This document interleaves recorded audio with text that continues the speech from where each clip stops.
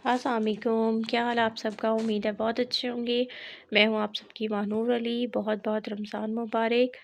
ऐमन वक़ार novels अवमानंद महाअस्त इस कलम ऐमन वक़ार किस number 1 don't copy without my permission.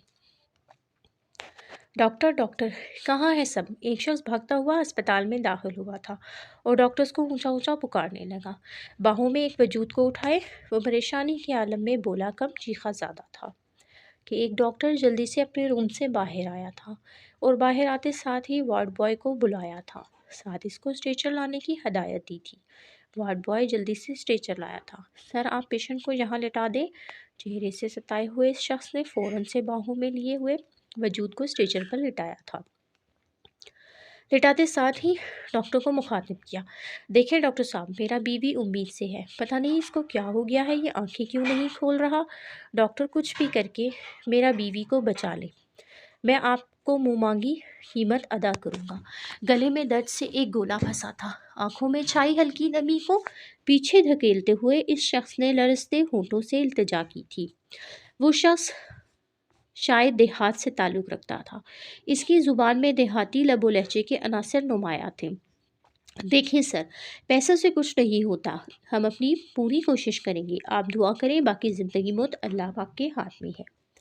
आजमाइश सब पे आती है, आप सब्र से काम लें। डॉक्टर पेशावराना अंदाज में बोलते हमज़ा को कंधा थपथपाते ऑपरेशन थिएटर की जानिब बढ़ गए थे। हमज़ा ऑपरेशन थिएटर के दरवाजे पर खड़ा था।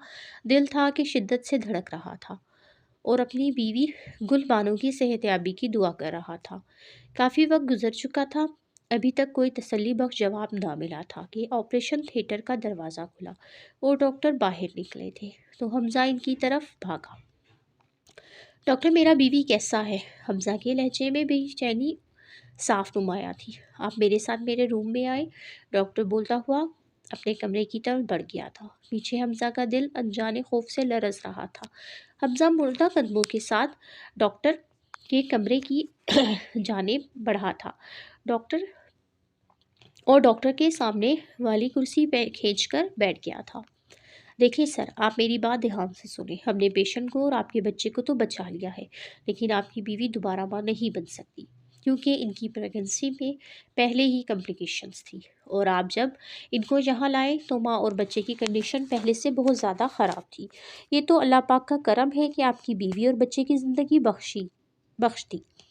डॉक्टर ने जैसे हमज़ा को ज़िंदगी की नई नवीद सुना दी थी। बैक वक्त हमज़ा ने आसमान की तरफ देखकर शुक्र अदा किया। जी डॉक्टर साहब, मैं आपका बात समझ रहा हूँ, आपका बहुत बहुत शुक्रिया, आपने मेरा गुल को बचा लिया। हमज़ा तशक्राना अंदाज में डॉक्टर से बोला था, जिस पर उन्होंने मुस्कुराते हुए अपना सर नफ़ी में हिलाया। इसमें मेरा नहीं, इस पाक परवरदिगार का कमाल है। उस रब्बे ताला की ज़ात शुक्र अदा करे जिन्होंने आपकी बीवी जिन्होंने आपकी बीवी और बच्चे की हिफाजत की और ज़िंदगी अता की। डॉक्टर ने मुस्कुराते हुए हमज़ा को कहा था, जिस पर हमज़ा हल्की मुस्कुराहट से इस बात में सर हिला गया था। बाय द वे, आपको बहुत बहुत मुबारक हो, अल्लाह पाक ने आपको रहमत से नवाजा है। आप बहुत लकी हैं जो आपकी पहली औलाद बेटी है। माशाल्लाह, बहुत प्यारी है आपकी शहज़ादी। डॉक्टर, क्या मैं मिल सकता हूँ अपना बीवी से।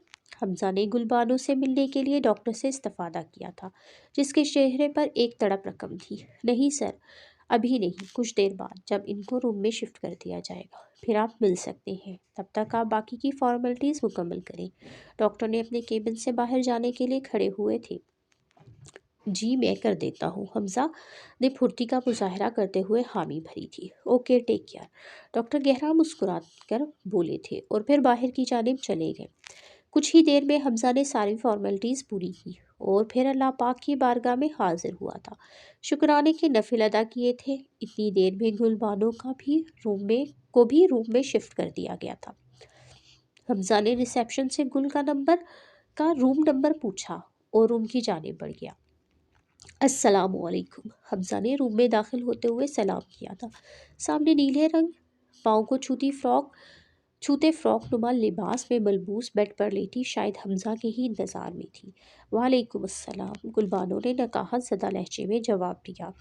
हमज़ा ने गुलबानो का चेहरे में जर्दी सी घुली देखी तो झुककर गुलबानो की माथे پہ عقیدت بھرا بوسہ دیا۔ کیسا ہے ہمارا گل؟ طبیعت کیسا ہے اب؟ ہمیں تو ڈرا ہی دیا تھا، ہمارا سانس ہی اٹک گیا تھا اپنی خانم کے لیے۔ گل بانو حمزہ کے لہجے میں اپنے کیے فکر مندی دیکھ کر مسکرانے تھی۔ الحمدللہ خان، میں ٹھیک ہوں، گل بانو نے چہرے پر مسکراہٹ سجائے جواب دیا تھا۔ خان، ہمارا بیٹا کیسا ہے؟ آپ نے گھر میں ہمارے بیٹے کا بتایا؟ مورے کو تو وہ کتنا خوش ہوگا۔ گل بانو نے حمزہ سے اپنے بچے کے بارے میں استفادہ کیا تھا۔ گل بانو کے پوچھے گئے سوال پر حمزہ نے لمبی سی سانس خارج کی اور گل بانو کا ہاتھ کو چوما جس میں خون کی ڈرپ لگی تھی۔ گل، ہمارا بیٹی ہوا ہے، بلکہ تمہارا جیسا ہماری شہزادی آیا ہے۔ مگر بیٹی کا سن کر گل بانو کے چہرے پر خوف کا سایہ لہرایا۔ حمزہ نے گلابی کمبل میں سوئی ہوئی مومی گڑیا کو اٹھایا تھا جو سکون سے سوئی ہوئی تھی۔ سفید و سرخ روئی جیسے بھرے بھرے گال جو گلاب کی مانند کھلے ہوئے تھے۔ حمزہ نے بے ساختہ اس سوئی ہوئی مومی گڑیا کے گالوں پر نرمی سے بوسہ دیا تھا، مگر حمزہ کی ہلکی سی داڑھی کی چبھن سی وہ مومی گڑیا کسمسائی تھی اور چہرے کے زاویے بگاڑے تھے، جس کو دیکھتے حمزہ کو وہ بہت پیاری اور معصوم سی لگی تھی۔ حمزہ نے اس مومی گڑیا کو گل بانو کے قریب لٹایا تھا۔ خان، خان، گل کی زبان لڑکھڑا گئی تھی، ان آنکھوں سے آنسو لڑیوں کی صورت میں بہتے چلے گئے تھے، جسم میں ہولے ہولے لرزش سی پیدا ہو رہی تھی۔ مورے، ان کو تو وارث چاہیے تھا، وہ ہمارا معصوم سی گڑیا کو ختم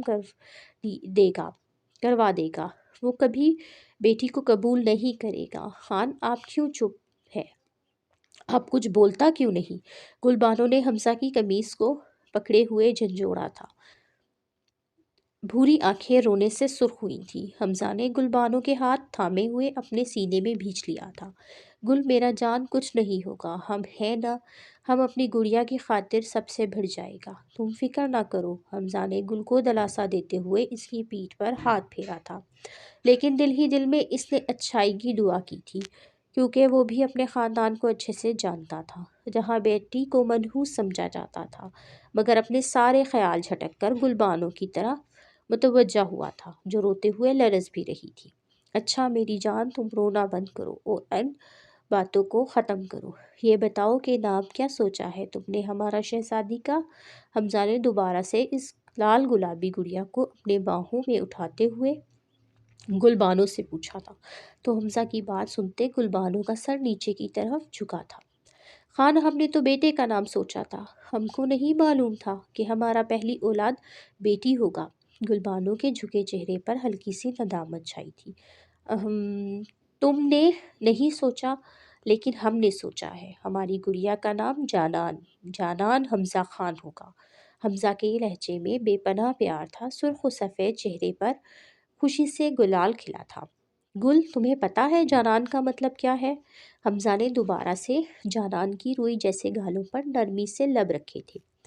نہیں خان، ہم کو نہیں معلوم، گل بانو نے لا علمی کا اظہار کیا تھا، تو حمزہ نے مسکرا کر اس بات میں سر ہلایا تھا۔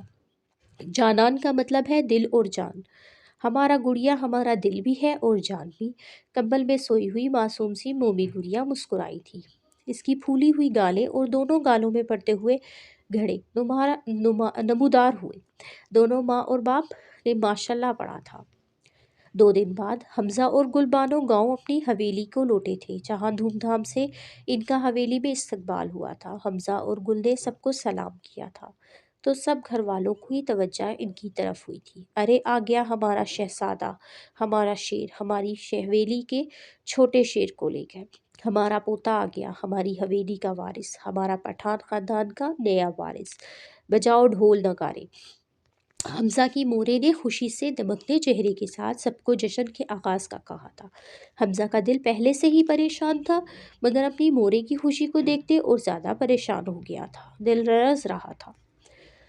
مورے، حمزہ نے ہمت کرتے ہوئے اپنی ماں کو مخاطب کیا تھا، مورے، ہمارا شیر نہیں، ہماری شیرنی آیا ہے، ہمارا شہزادی، ہمارا پٹھانی گڑیا جانان حمزہ خان آیا ہے۔ حمزہ نے تیز دھڑکتے دل کے ساتھ اپنی بیٹی ہونے کا بتایا تھا اور سامنے اپنے مورے کے چہرے کی طرف دیکھا تھا، جو پل میں بدلا تھا۔ جہاں پہلے خوشی تھی اب وہاں چٹانوں سی سختی تھی۔ کیا کیا کہا بیٹی؟ وہ بھی ہمارا حویلی میں؟ تمہارا ہمت بھی کیسے ہوا کہ تم ایک منحوس کو ہمارا حویلی میں لاوے گا کہ اور ہم اس منحوس کو قبول کر لے گا؟ تمہارا بھول ہے حمزہ خان، تمہارا دادا نے اپنا ہاتھوں سے اپنی بیٹی کو سب گاؤں والوں کے سامنے دفن کیا تھا۔ تمہارا باپ کو اس کام کا ضرورت ہی نہیں پڑا کیونکہ ہم نے 2 بیٹوں کو خان حویلی کے وارث کو جنم دیا تھا۔ اس کو ابھی فارغ کرو، حویلی کے باہر کسی کھیت میں دفنا کے آؤ۔ ہمارا حویلی میں کسی بدذات منحوس لڑکی کا کوئی جگہ نہیں ہے، فرحت بیگم نحوست سے بولی۔ مورے، حمزہ کا دل تڑپ ہی اٹھا تھا اپنی معصوم سی گڑیا کے لیے۔ خبردار جو ایک لفظ بھی ہمارا بیٹی کے بارے میں بولا تو ورنہ ہم بھول جائے گا کہ آپ ہمارا ماں ہے۔ حمزہ غصے سے چیخا تھا۔ دوسری طرف گلبانو آنکھیں اشکبار ہوئی تھی۔ مورے، تم کو تو معلوم ہے کہ بیٹی اللہ کی طرف سے رحمت ہوتا ہے۔ جب اللہ اپنے بندے سے خوش ہوتا ہے تو اس کو اولاد میں بیٹی سے نوازتا ہے۔ مورے، تم کو ہر بات کا علم ہے، یہ کتنا بڑا گناہ ہے۔ مورے، کچھ وقت پہلے آخر تم بھی تو ایک بیٹی ہی تھا، تمہیں کیسے کسی معصوم کے لیے ایسا بول سکتا ہے؟ تمہارا دل نہیں لرزتا؟ حمزہ تو گویا پھٹ ہی پڑا تھا، مگر حمزہ کی بات سنتے فرحت بیگم کے سر پر لگی تلوں پر بجھی تھی کہ دوبارہ حمزہ پر گرجی تھی۔ بس، شہر جا کر 4 جماعتیں کیا پڑھ لیا؟ تم ہمیں درس دے گا، ہمیں سکھائے گا کہ کیا کرنا ہے کیا نہیں؟ فرحت بیگم کی باتوں پر حمزہ نے نفی میں سر ہلایا تھا۔ مورے، زمانہ جاہلیت میں لوگ اپنی معصوم بچیوں کو سامنے بٹھا کر قبر کھود دیتے تھے، پھر اس بچی کے ہاتھ میں گڑیا دے کر، اسے مٹھائی کا ٹکڑا تھما کر، اسے نیلے پیلے سرخ رنگ کے کپڑے دے کر اس قبر میں بیٹھا دیتے تھے۔